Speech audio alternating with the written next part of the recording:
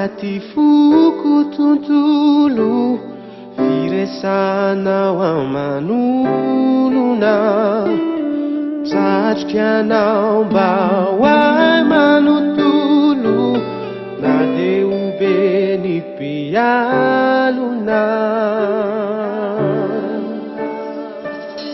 Niatsarotapiako azy efa tafahoatra, sy ny fitiavan-tena, raha ny tena hita tsy izany loatra, f'izaho raha jerena.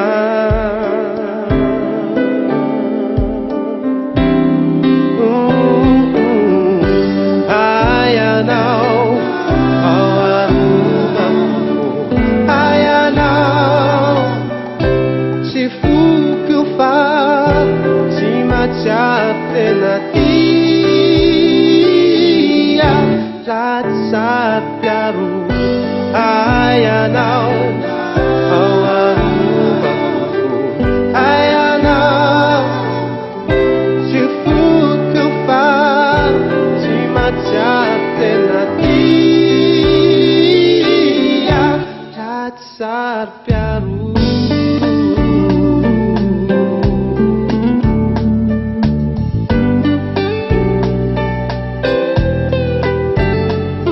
Nataonao adalangambao indraindray, tezitezipona tsy aminy antony, raha toankalako ilay olon'iray, tsy mahalala ny tokony ataony.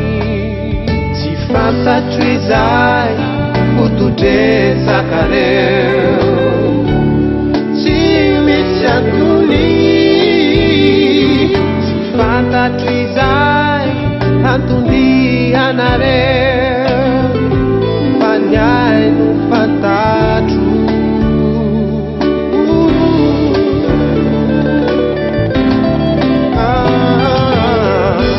Ayanao ao arobako, ayanao tsy foko fa tsy matsiaro tena tia,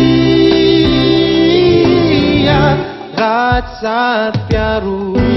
Ayanao ao arobako foana, ayanao tsy foko fa tsy matsiaro tena tia, ratsy sapiaro.